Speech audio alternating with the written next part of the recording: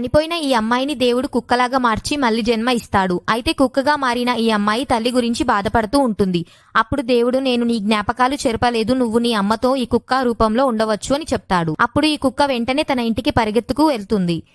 ఇంటి ముందున్న కుక్కను చూసి తన తల్లి భయపడిపోతుంది. ఎందుకంటే ఈమెకి కుక్కలంటే భయం. అప్పుడు ఈ కుక్క తన తల్లిని భయపెట్టడం ఇష్టం లేక అక్కడి నుండి బయటకొచ్చేస్తుంది.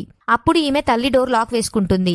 అయితే ఈ కుక్క రూపంలో ఉన్న అమ్మాయి తన తల్లిని మిస్ అవుతూ ఉంటుంది. అప్పుడు ఈ కుక్క గోడపై స్టార్ సింబల్ గీస్తుంది. ఎందుకంటే ఈమె పేరు స్టార్, అందుకని ఈమె ఈ సింబల్ చూసి తనని గుర్తిస్తుందని అనుకుంటుంది. ఇంతలో ఈమె తల్లి సోదరి ఇంటికి వస్తుంది. అప్పుడు ఈ కుక్క కిటికీ దగ్గరికి వెళ్లి చూస్తూ ఉంటుంది. అయితే ఈ చెడ్డ సోదరి వీళ్ళ ఇల్లు కబ్జా చేయాలని చూస్తుంది.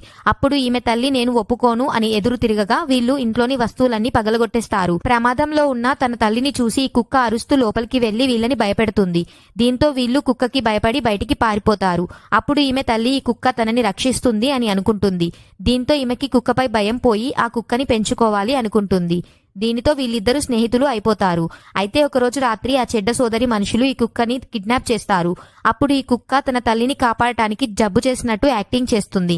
అప్పుడు ఈ రౌడీలు బోను తెరిచేసరికి ఈ కుక్క అక్కడి నుండి బయటకి దూకి కింద పడి ఉన్న ఫోన్ తీసుకొని పారిపోతుంది. ఆ తర్వాత ఈ కుక్క చెడ్డ సోదరి తల్లి నుండి తన తల్లికి ఫోన్ చేసి అరుస్తూ ఉంటుంది. దీంతో ఈమె తల్లికి కుక్క ప్రమాదంలో ఉందని అర్థం అవుతుంది.